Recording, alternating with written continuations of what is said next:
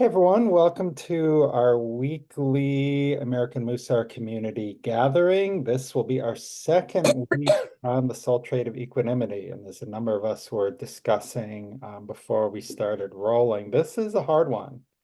This is difficult. So one way that we can work on our equanimity, sort of the direct method, is through meditation. So we will start as we always do with a quick meditation to gather ourselves and become present. So please relax and close your eyes and take in a deep breath through the nose and hold, and exhale through the mouth and hold. And again, inhale through the nose and hold, and exhale through the mouth and hold. And as you go at your own pace of inhaling and exhaling, if thoughts should come into your head, just observe them and let them go. Like watching a car move past on the road. Now is not the time for solving problems. All you need to do is inhale through the nose and hold, and exhale through the mouth and hold. And on your next inhale, say to yourself, Shema. And on the exhale, listen. Shema, listen.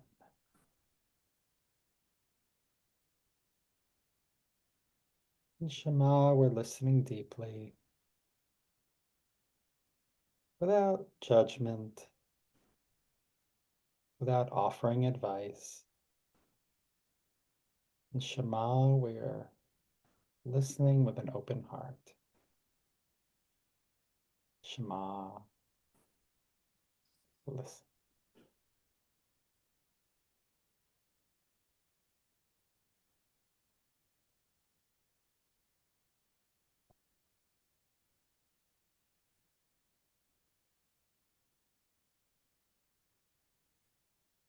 And when you're ready, you may open your eyes.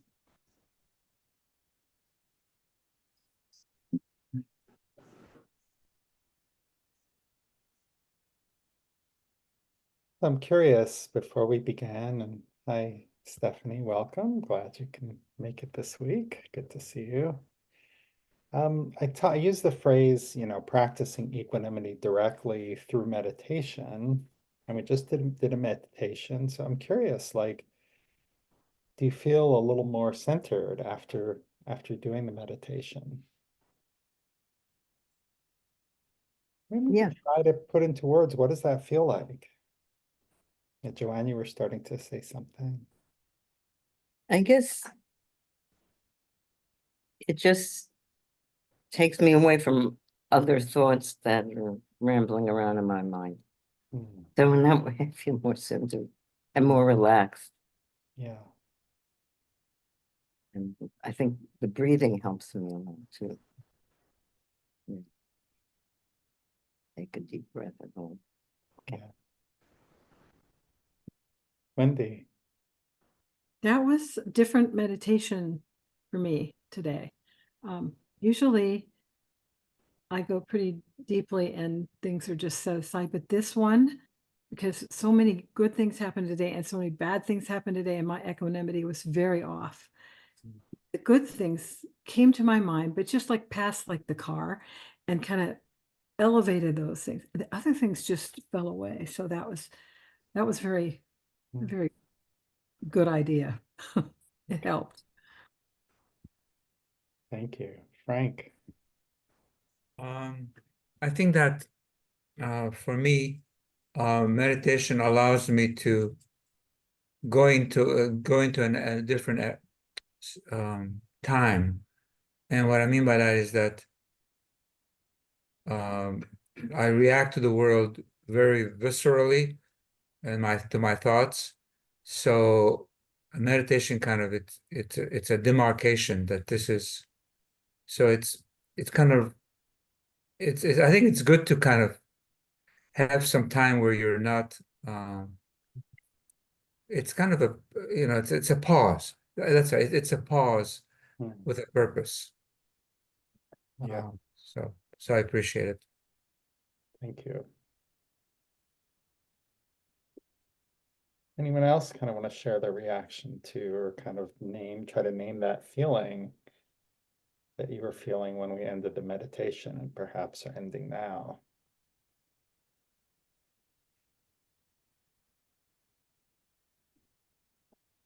Well, for those of you who said kind of before we got started, well, I wouldn't know equanimity if it fell on me. Well, that's what it is. It's that little feeling after the meditation. And okay, so it's the kind of the feeling of, we could just sit here and I could hold the cat and just sort of meditate on the kitty. Yeah, the kittens are meditation, I think, too. Yes. She is definitely not a bringer of equanimity because she is very, very active girl, very busy. Okay, and there she's gone off to her next activity. All right, so to get started today, it's a quote that I'm sure we've seen before. Rise above the good and the bad, for they are not worth disturbing your equanimity, by Rabbi Menachem Mendel Levin from his book Heshbon HaNefesh. He wrote this, he lived and wrote this book in the Ukraine in the early 19th century, like 1818, 1820, something like that. So, Marjorie, so this idea of rising above the good and the bad. Last week, we had this concept of being at peace with our emotions from Rabbi Simcha Zissel Ziv, and that's kind of what it would mean to kind of have peace of mind, to accept our emotions. Here is a sort of a different flavor, rising above. Is this talking about the same thing? It's a different thing? What does it mean to kind of rise above the good and the bad? Or it's not worth disturbing your equanimity. What is that? How does that speak to you or not speak to you? Yeah, Frank. It reminds me of teaching that that I've learned years ago from Thich Nhat Hanh, the Vietnamese monk, that says that if there is good news, you exhibit a half a smile, and if there's a bad news, you also exhibit a half a smile. Hmm. And I would say that that will help you with equanimity. Hmm. Thank you. I love that. So I find that this teaching is it's very similar. It's saying the same thing. Mm-hmm. I thought you were going to say when something bad happens, you give half a frown. So it's like, oh, half a smile for both. I love that. It's kind of like, okay, all right. Well, the thing is that you never know what good will come out of that bad thing. Mhm. So to make, you know what I mean, to have a half a frown, although maybe it's better than a tantrum, right? Yeah, but it was like, okay, because half a frown, half a smile, you're not like getting too uncentered, but half a smile, you're kind of on an even keel, whatever's happening. It's like, okay, I'm going to accept kind of what is and react accordingly. Other thoughts? Yeah, Wendy. Sounded like the half a smile is a lot like control. Not in a bad way, but if you just go too into the good and you're just laughing and joking and then something bad happens, you're almost not ready for it. And then your equanimity, the balance will Mhm. go to one side or the other. So it sounds like a really smart way to live your life. Yeah. Does that mean we shouldn't enjoy things? No, not at All all. we're allowed to do is get half a smile out of the good stuff that happens. No, not at all. Just being aware, just awareness.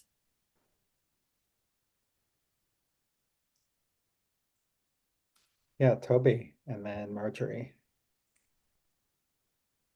I think, well, to me, it means don't dwell. I mean, you can't avoid the good or the bad. I mean, whatever's going to happen is going to happen. We don't generally control all of that. But for me, what I get out of that is don't dwell on either the good or the bad, and accept, you know, I have to say, all of these teachings, I understand them, but it doesn't give instructions as to how to do it.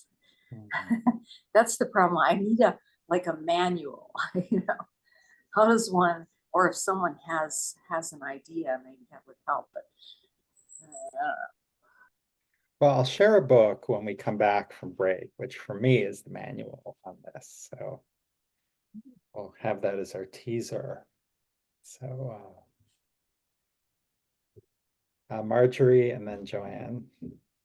When we talk about extreme sadness, I think, the bad, dwelling on the bad, I think we know what can happen. I think you can go to a really dark place.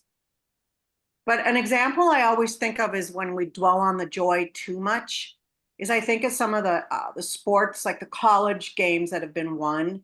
And when some of that celebration gets kind of carried away, and, I know at the U of M here, there was a time where it was like there were fires started, it got out of hand. So Mhm. kind of reel it in a little bit. Yeah. And I have to say, for me, Mussar has been my manual, really, like, you can look at you can look at everything, and then just there's that Bahira point, that choice point that we all can make. Mhm. But it's a practice. It's been a practice for me. That's my example. Thank you. Joanne. So I guess I had a lot of practice the last few days because I don't have a landline at home anymore. I just have the cell.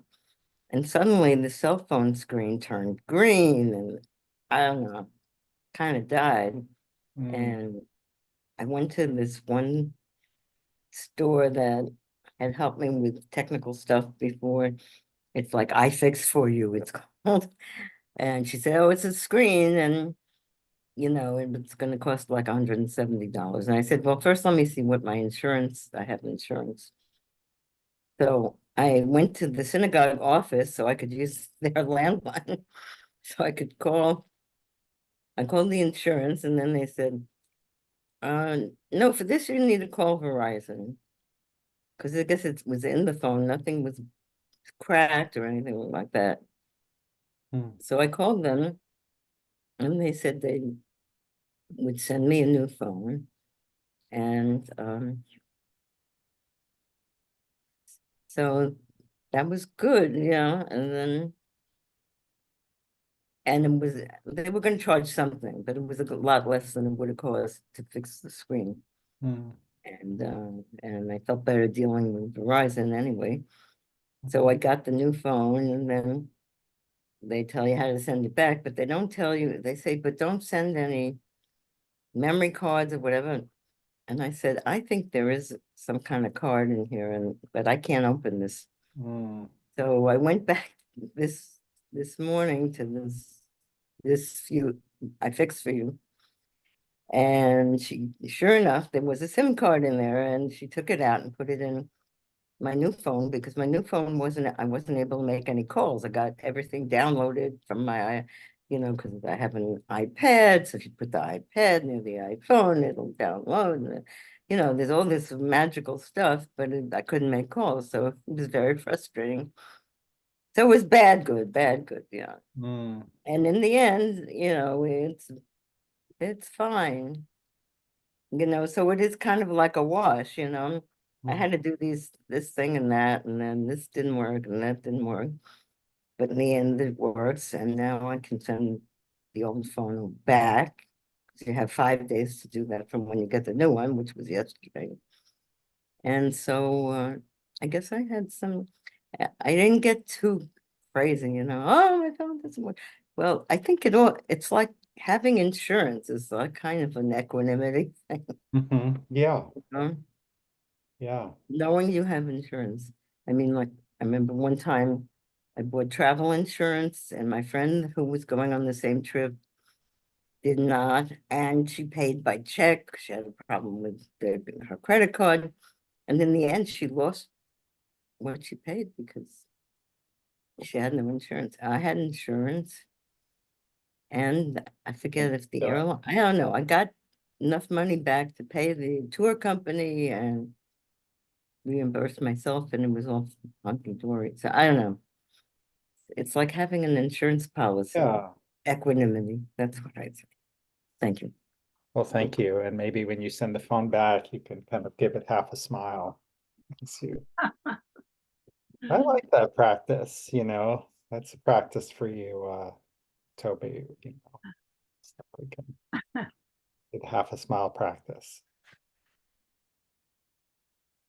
Any other comments? Anybody I missed? Okay. So if we continue,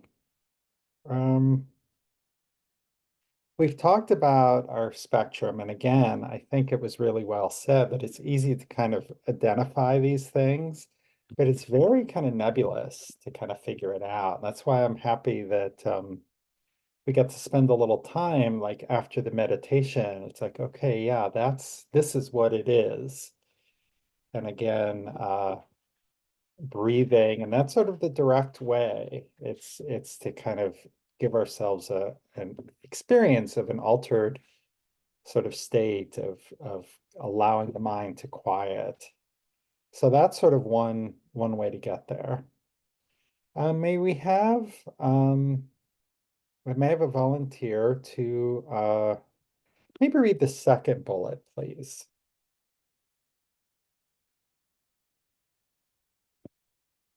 I'll read. Okay. The song of the birds as they perch in the trees, the sweet smells of lilies and the fruit of God's garden return one's mind to its natural state. Thank you. So Rabbi Abraham Isaac Cook, he was one of the first kind of rabbis in Israel and in pre-Israel Palestine, you know, incredible writer and teacher. And so what is he talking about here? Birds in the trees, the smell of lilies. What does this have to do with equanimity? And he ties it, of course, to returning the mind to its natural state. I'll put this in the chat. Mm.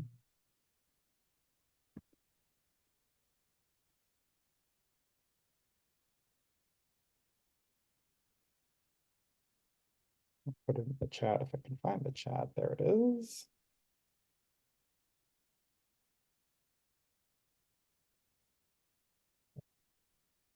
Mm. Marianne. Is this for the breakout rooms or to comment on now? It's the comment on now. Yeah, I totally get that because I feel when I'm out in nature, that's my place where I feel equanimity. I mean, I just feel like, okay, it's just, it is what it is. So I totally, I mean, I don't know what he meant, but I totally get it. I totally get it. Yeah. And I think part of the chat, well, I'll save my comments. I'll hear from other people first. Yeah, Wendy, and thank you, Marianne. I get what you're saying too. I thought of it as a memory, as the rabbi remembers those things and can kind of rest in that, kind of go back to that when there's something that happens that disturbs the equanimity. He returns to that. And so just like building these memories, they help us in our practice of equanimity.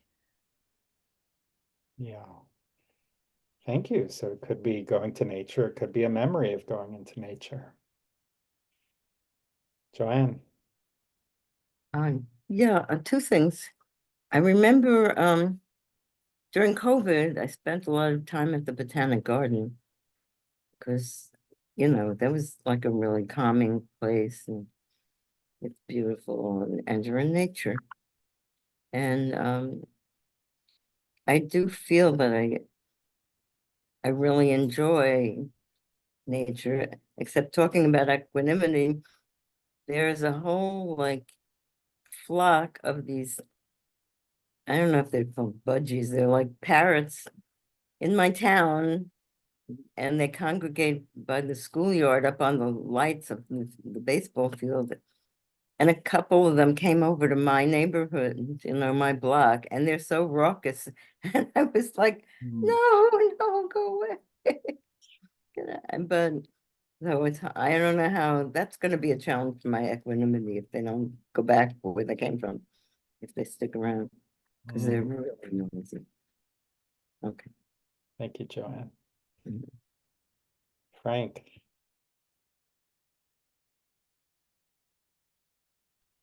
The teaching reminds me of basically all cultures where start out from being close to nature. And so I think Rabbi Cook, I think he was not only a good man, he was a smart man. He understood those things. It reminds me a little bit about when COVID started. My wife and I we started doing outings because we couldn't be with people, so we went to all the different little parks around Louisville, and we'd take a little snack and we'd do a little reading together, and it was really it was good. Also, since I've retired, it's been 7 years now. I go to services every Wednesday morning. I'm a makeup a minyan, part of a minyan Wednesday mornings in my shul. I always go by bicycle almost all the time. And then I take a bus and a bike. But from shul, I go through a park, Cherokee Park here, and it's an amazing place. And I know when I'm there, it's like we all have heard about the forest bath idea. Is you feel that nature is there's no arguing there. There's no arguing. There's no trying to get ahead, or make that light. And so I think that Rabbi Cook captures something that we should be mindful and help us be closer to. Yeah. So thank you. It was just so beautifully said. There have actually been a lot of scientific studies about going into nature, and they've you can graph blood pressure, like the more buildings there are, and the fewer, and the more the blood pressure goes up, and the more trees there are, the blood pressure goes down. And so again, for the question of, well, would I even know equanimity if it fell on me? Again, it's that feeling, just like walking in the woods. That's what it is. And yeah, Marjorie. Well, I have a really good example actually from earlier today into this afternoon. I have this little dog that you've probably all seen, and she's pretty good when I leave. Today, she was barking, and I'm in an apartment, and I cannot have a dog barking in, like, really, I was really upset. It's like, what am I going to do? She did not shut up. So I took her with me, and I just left her in the car. It's beautiful here. And I had some errands to run. I had my mom with me, and I dropped my mom off. And then I just took a drive south of the Twin Cities, and it becomes country very quickly with farms and the fields, and the lilacs are blooming. And boy, I could just literally feel my blood pressure lowering. And I'll figure it out. I mean, I've got some, I don't know what to do with her. If anybody has suggestions, let me know. But I can't, the thought of giving her up would be heartbreaking. So, but it's one day at a time. Actually, it's kind of every 3 hours at a time now. But then I ran into a neighbor who said she'd take her for me, you know, if I go out. So we'll see how that goes. Okay. But that was just so immediate, you know. It's like, wow. But I just need to get out. Just go look at spring in bloom. It was lovely. Sounds lovely. Yeah, that sounds like a challenge with your dog, so we hope that gets worked out. Anybody want a dachshund? Mhm. No, not yet. Not at the moment, but thank you. Toby. Well, I have insomnia. I've had it ever since I can remember. And I have this thing, it's an app called Insight Timer. It's not a very sexy name for a calm meditation app, but oh my gosh, they have 4 billion different sorts of meditations on there. And they also have like outdoor sounds. You know, they have crickets in the forest and, you know, all kinds of different ocean and rainfall and all different kinds of combinations of those things. And even that, I mean, I live in the middle of Phoenix, so I'm in the middle of a city. And we do have parks, but in the middle of the night, I don't really want to be walking around in them. So what I found really helpful and really calming is listening to one of those pretend, I don't know if they're pretend, they might be generated, I don't know, but one of those forest or outdoor sounds really helps to, it's very calming to me. Love that. Yeah, that reminds me, I had a podcast which I found at one point where someone just like goes outside and with like and takes a walk. And you know, there's one where they're walking in the snow next to a creek, and you can hear like the crunch, crunch, crunch in the snow and the creek and the wind, and or he'll leave his recorder out overnight somewhere. Stephanie. And it is very calming. So take your shoes off, go walk through the grass because it helps with your endorphins, and it's also supposed to decrease your level of stress by 62%. Wow. So that's something that we can all try before the weather gets too hot and crazy. Going through cool green grass is really pleasurable, I think. Well, it's too bad we're not an in-person Mussar group, which I rarely feel, but if we were today, I think we would all just, I would take us outside and we would do a little walking meditation or something. Take our shoes off. And Carrie. I have been very fortunate to live beautiful places, surrounded by trees, near oceans or mountains or whatever. But I learned in high school that I needed, for my sanity, to not be in a city, even though I have lived in them, and to have greenery around me, and I needed to play in the dirt. So every place that I have lived, I made sure that the outside was more important to me than the inside of the complex or whatever. So now I live near the ocean, and I have over an acre of trees, and I'm in a community, but I'm not, you know, neck and neck with everybody. And there's a wonderful path right down the street from me that I can walk for miles on. So I realized that I made that a priority in my life as to where I was going to live, that I always had that in my back pocket. It was just critical to my mental health. And I'm really glad. It really helps. Thank you. Thank you.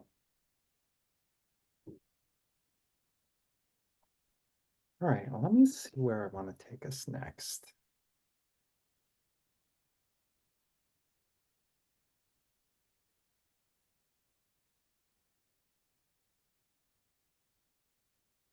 Okay, so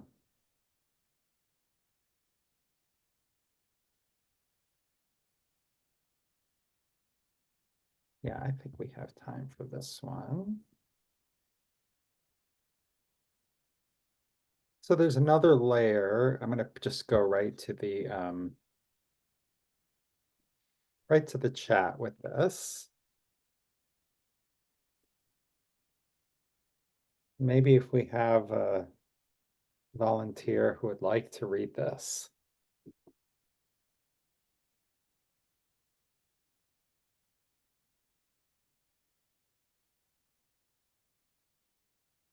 Or if you'd prefer, I can put it up on the screen. Would people prefer that? I'll read. Okay. I admire the ideal of equanimity, of responding to whatever arises from a place of centered acceptance and calm. Okay, so let me pause you there. So notice the way she starts talking about this as the ideal of equanimity, which I think is where we were earlier today. Great on paper. I can, I'm a good test taker. Yeah, whatever happens, I give it the half smile. I'm good to go. Great theory. Okay, please continue, Wendy. As long as I do my best to be the kind of person I mean to be, to serve the divine and my communities in the ways I strive to serve, then that's what matters most.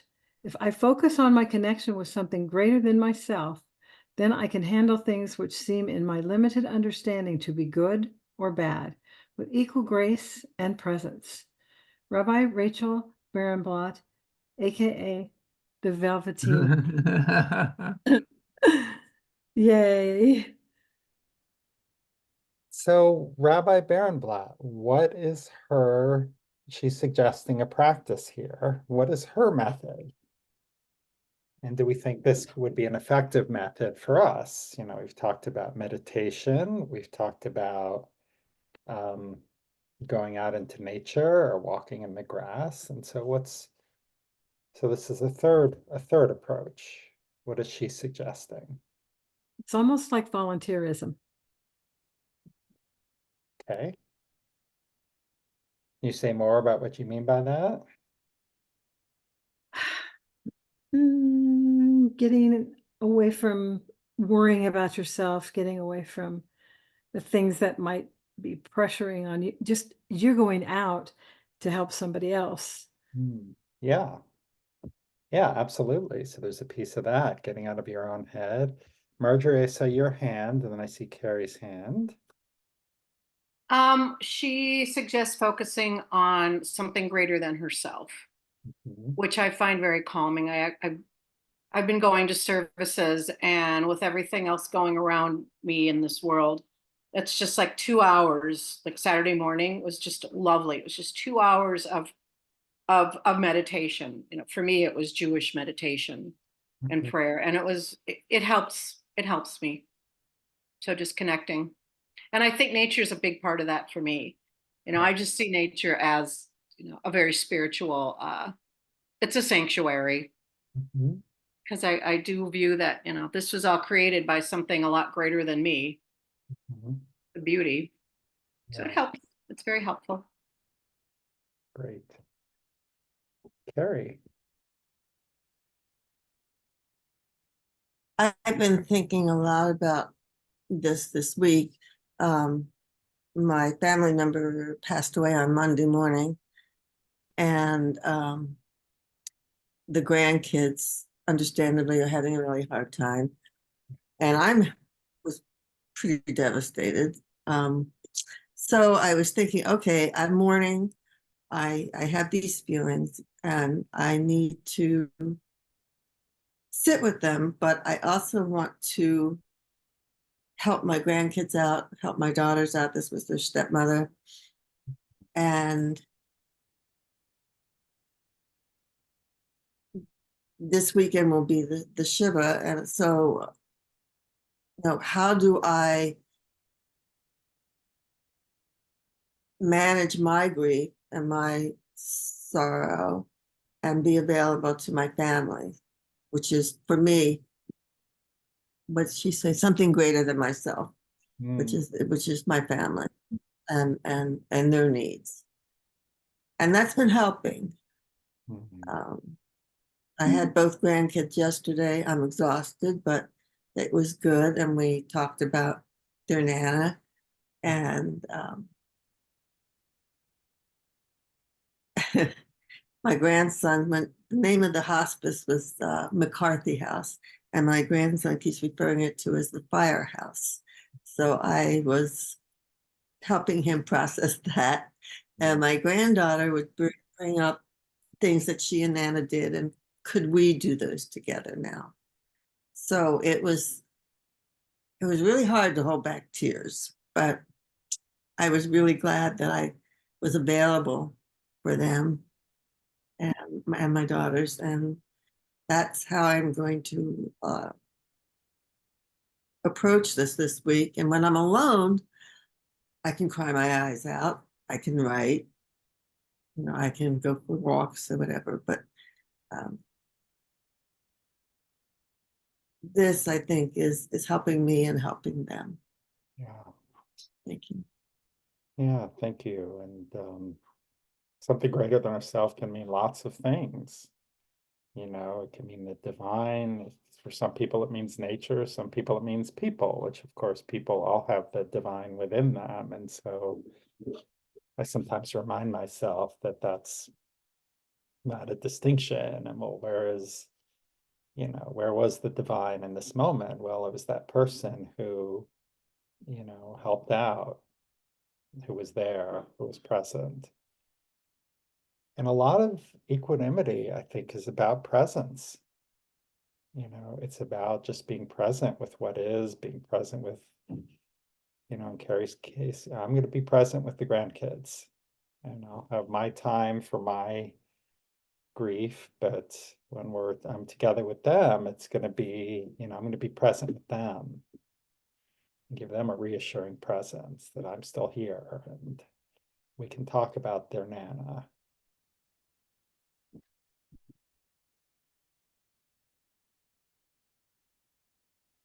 Okay, so now we are going to get ready to go to the breakout rooms. And let's see. Okay, we're not going to talk about the Mark Twain quote, although I really do like this one. I've lived through some terrible things in my life, some of which actually happened. But there's, to kind of preview for you what we're going to be talking about, we've talked about kind of direct approaches to practice equanimity, like meditation, going into nature, or you could work on equanimity indirectly. And that might be there's another soul trait out of balance, which often leads me to lose my equanimity. My patience is out of balance. So when I get stuck in traffic, my anger is 0 to 60 in 5 seconds.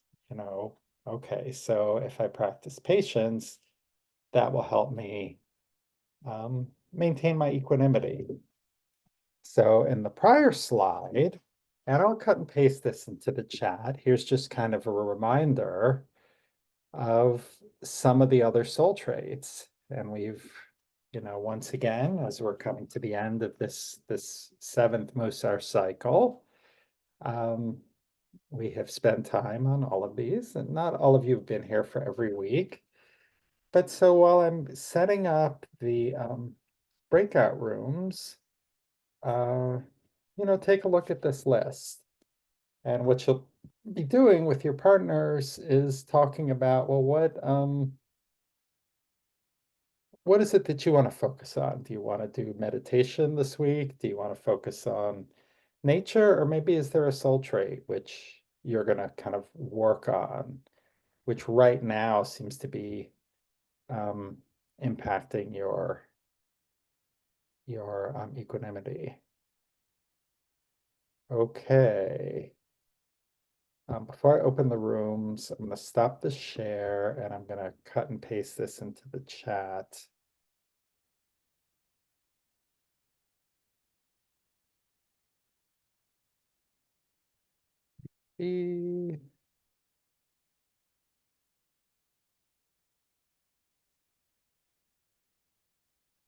So here's the list of soul traits.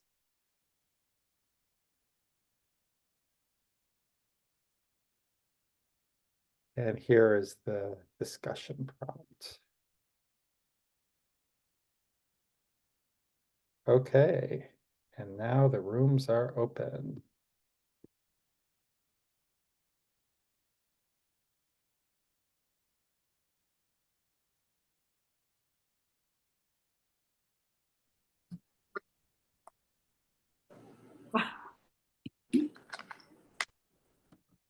Hey everyone, welcome back. So I would love to hear from you. Like, what are you thinking about for your equanimity practice for the coming week? Or is there a soul trait that you want to focus on, or meditation, or walking, or nature? Who has an insight or practice they'd like to share? Yeah, Carrie, and then Steph. I think my big one is patience. It fits in with what I'm trying to do. Mm, And that's going to be, and in our discussion, I have some physical problems that I have been being too patient with and need to get addressed. So it's both ends of the spectrum. So it's interesting. I enjoyed our discussion about that. Good, great. And so if Stephanie and then Frank. Well, there was a lot to choose from. So there were so many I could have chosen, but in our group, it was order and patience. Mm, And I can relate to order also, but just kind of getting your plans going, getting things, mhm, you know, kind of figured out. And for me, I'm needing to have some patience because there are a lot of things I want to do this summer, and summer hasn't arrived yet. I'm feeling like I just need some me time and maybe mm, getting away and because I'm a teacher, it's like I'm just anxious to have more free time. wow, that's very understandable. Thank you, Stephanie. Frank. I was with Joan, and we both came up with silence. And the idea is knowing when to be silent and knowing when not to be silent. Mm, And I want to be forgiving of myself, but being aware is good. yeah. Um, so we're gonna be having a memorial service to a friend that we've known. She has lived in the co-op with us Mm, for 40 years, and she passed. She died earlier this year. So her family's having a memorial service. All her family lives elsewhere, but we are part of her Louisville family, mm, and so we're very much involved in the memorial. yeah. Um, and Linda will be doing music and other things. They're I guess they're Protestant. They're of the Moravian Church Mm, from Scotland, the Hmm. family. So the idea is to how to talk and how to listen. well, yeah, a lot of people are going through loss and grieving right now on a number of levels. And just a reminder, as many of us may know, of course, the Jewish tradition, when you go into a shiva, is you don't say anything until the person in grief speaks. And yeah, so that's a very good practice. Joanne. Yeah, so yeah, so I also came up with silence, and because sometimes when I'm agitated, I start saying ridiculous things or being, I don't know, insulting, not sensitive to people, and also patience, Mhm, because that was connected to when I should have been silent and been more patient, mm, and wasn't recently. To my neighbor who was kind enough to help me to drive me to some places I needed to get to. Yeah. And then I apologized profusely, but I'm afraid to ask her anything. And also I think maybe I'm being hard on myself, I don't know. But I did apologize. Yeah. Practice. Practice. Yeah. When practice, not perfection, because none of us are going to achieve perfection. Anyone else care to share anything?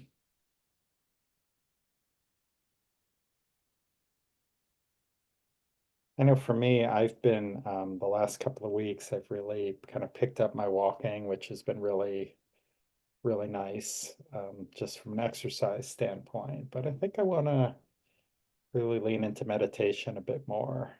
I haven't been meditating regularly for a while, and that would be, I think, really nice. I'm feeling encouraged to do that. So we'll see. Speaking of meditation, it feels like this is a good time for us to close our sacred space, unless anyone else who we haven't heard from wants to share anything. Going once, going twice. Okay. All right, so let's all close our eyes once again. And taking a deep breath through the nose. And a nice leisurely exhale.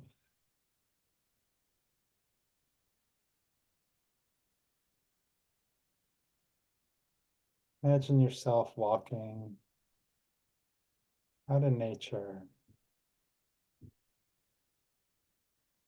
surrounded by trees.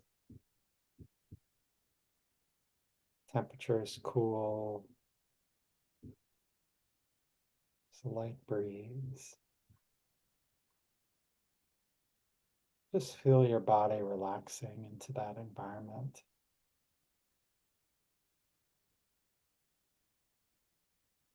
The blood pressure naturally goes down. The mind naturally calms. Now we'll sit for a moment in that place.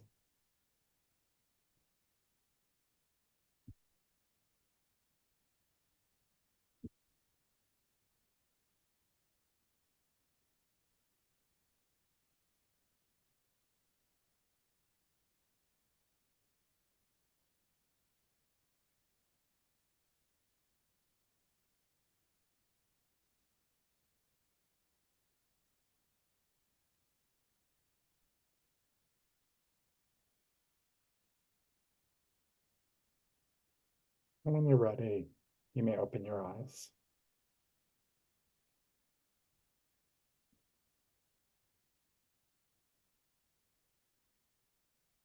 Well, friends, we're almost done with this current Mussar cycle. We have 2 weeks left where we'll be studying Yara, which is, the fear of consequences and the awe of majesty. And then the week after that will be the week of my ordination. I will be back, but oh, my cat just bit me. That is not okay. Oh. That is not okay. Geez, it's their dinner time, and I guess she objected to me. Wow, that was a little painful. Sorry.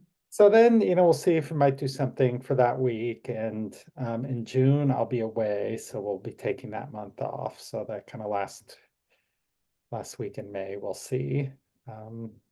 So I will keep you posted. Okay. Thank you. Thank Greg, you so much. Did you share the manual? Remember when Toby said she wanted a manual to use book? it? Oh my God, I was going to do that. Yes, let Yeah. me do that. Hang on just a second. Mazel tov, Greg, on your ordination. Yeah. Yeah. Yeah. Mazel tov, indeed. Where is it? It'll be in Los Angeles. It's We'll on be a website. I saw it. Oh, congrats. Hmm.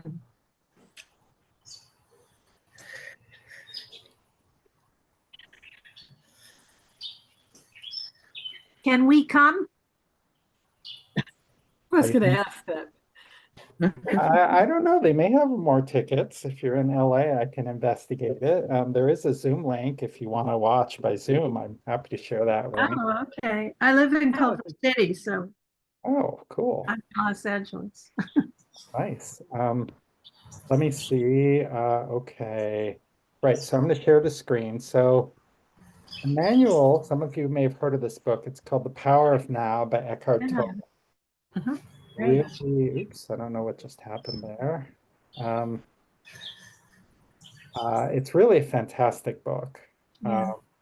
It really speaks to kind of how to become, he talks about being present, but that's kind of really what this is, not being captured by, yeah, I think he reads it if you're into audiobooks, like the audiobook version is available. So highly, highly recommend it. And over 2 million copies sold. So there you have it. But it was a very helpful book for me, and it's very much in this direct approach to practicing equanimity. Thank you, Greg. Thank So you. it's also very funny. My wife Best wishes on you.